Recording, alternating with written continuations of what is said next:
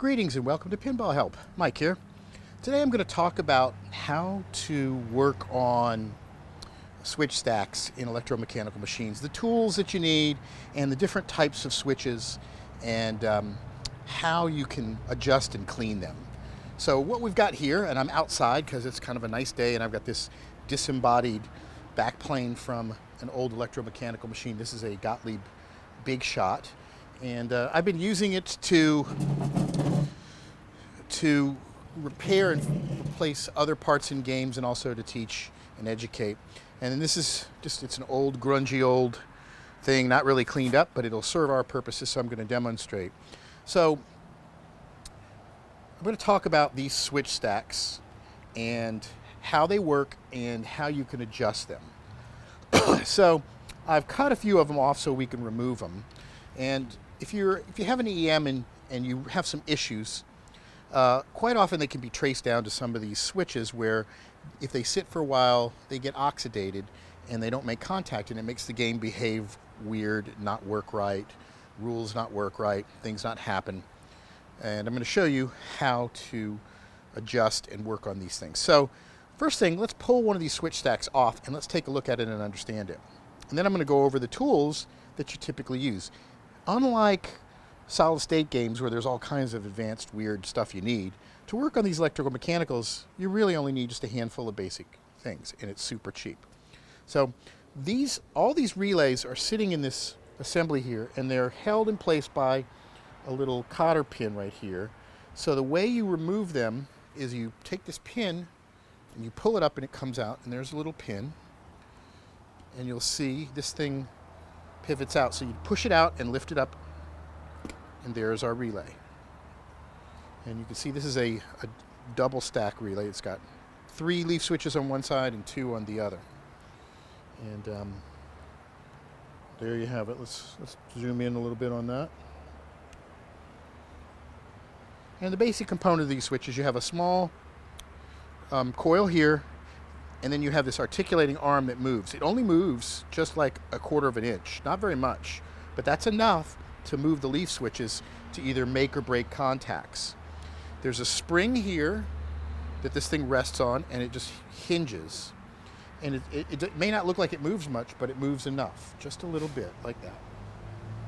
Now, when you're working on these things, you could take a little business card, a white business card or something, and put it behind it, and you'll be able to clearly see whether these switches are properly gapped. So let's pull one of these out that's already been unhooked. Normally you'll have to work, it can be a little bit difficult to work on these things inside of the cabinet, but you can also pull the whole bottom panel out, and I've done a video on how to do that. So let's pull one of these out, and that I've already disconnected from the wiring harness. Oh, not completely, I haven't. So let me cut this off.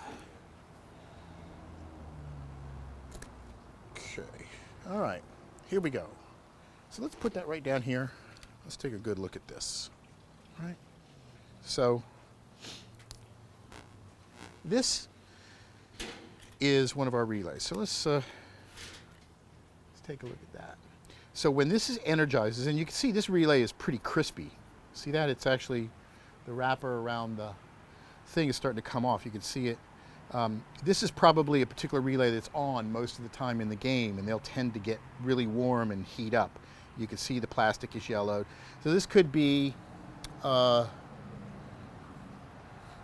don't know what relay it is right there, but it's obviously seen better days. It's pretty crispy. That doesn't mean it's bad, though. So when it energizes, this thing moves just a little bit like that. Now, you'll see we have 3 leaf switches here. And these are actually one of each kind of switch. Normally open, normally closed, and a make-break switch. This top switch consists of 3 leaves. There's 3 contacts. The one in the middle is the one that is moved by the articulating arm. In this case, the top 2 are normally closed, and the bottom 2 are normally open. So when this is called a make-break switch, what happens is when this thing is energized, the middle leaf gets pulled away from the top leaf and touches the bottom. So you've got 3 connections. The middle one is the common one, and it's the top and the middle that are normally closed, and then when this powers, the top and the middle are open and the middle and the bottom are closed. So how do you adjust these things? Here are the basic tools that you use. Number one, a small file. This is called a Flexstone file. These newer ones that you can get from some of the places are pretty poorly made. I don't really like them. The older ones, if you can find some new old stock of these, they work well. Sometimes if you don't have one of these, you can just get some 2000, 1500, 1000 grade sandpaper and just cut it into a little piece like this and fold it over so you've got some abrasion on either side. And then you can kind of just go in here and open the leaf. Open the leaf, stick, let's use a regular file because it's easier for demonstration purposes. Stick the file in between the two leaves, put them over the contacts, let go, and then you just sand them. You just lightly clean those contacts. And then you do it, then you go to the bottom one, which is normally open, stick it in between, push down so it's closed, and then lightly do it like that. And now we've cleaned the contacts on that. Now what if one of them is bent? This is the other tool we use. This is called the leaf adjustment tool, and it's angled at different angles so you can kind of get down into certain spots. But here's how you can literally take this and bend it. You can bend it down a little bit or a little bit up, and that's how you adjust it. So you want to look at this. And let me see if we got something white I can put behind this so you can see, or maybe my hand. I don't know if that's clear to see with my hand. But you want to make sure that when the arm activates, goes down, up, down, when it goes down, these switches work right. So the top one is a make break. The middle one is normally closed, and then when this goes down, it's open. So let's go down in here, let go of it, and then lightly sand. All right. See all that debris coming off? These are not all that great. The bottom one is normally open. So if you see that, now it closes. So we want to come in here, close it, and do it like that. Now if you have two stacks of switches, you have to do those as well. It gets a little bit more tricky. It's obviously, unfortunately, you can't completely unplug these things, so you have to pull them out of the thing and kind of wrench them so you can get a good look at them. That's why removing the board and putting it on a bench is really a good way. But in this case, you adjust these things if necessary. They very rarely really do need to be adjusted, and sometimes you can just take your hand and, like, if this is not touching that well enough, sometimes you just go in here and just push it forward a little bit. Look at it. Now, the gap on these things, the way these switches work, and I don't know if you can see it. I don't know if I can zoom in. Let's see if I can.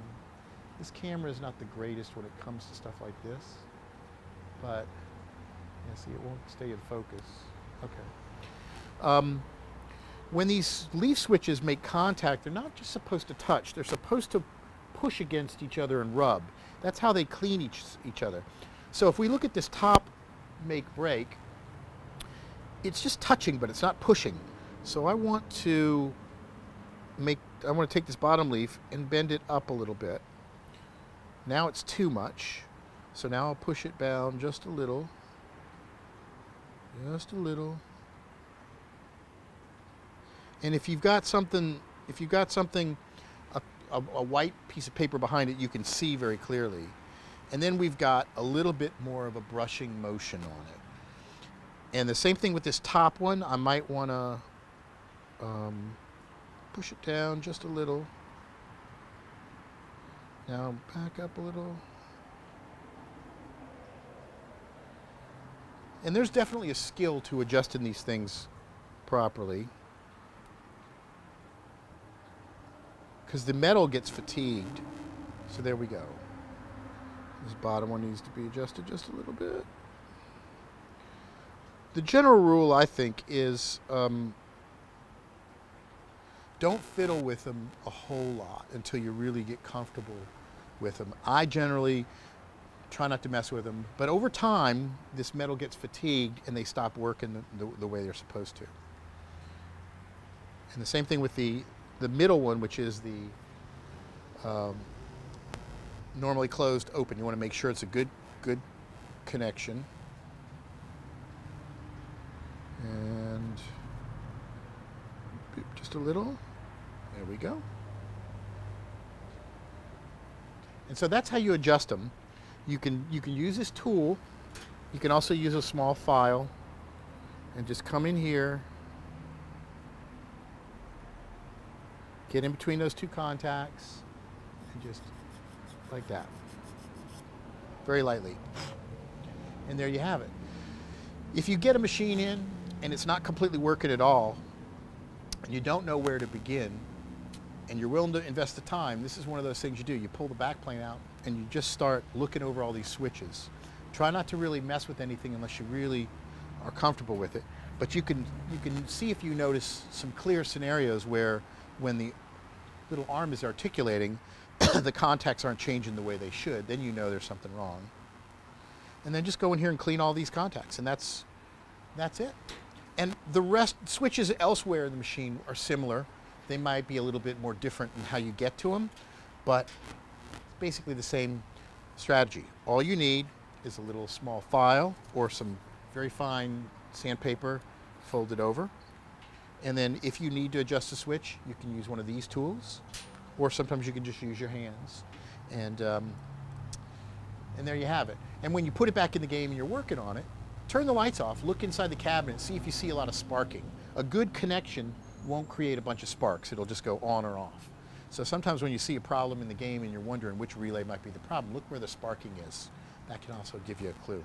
So there you have it, a short little video on how to clean and maintain these switch stacks and how to remove them. There you have it. So for more, be sure to visit pinballhelp.com and subscribe to the YouTube channel, YouTube/PinballHelp. You can follow me on Instagram at Mystic Crew, MystickCrewe. And until next time, thank you guys for watching.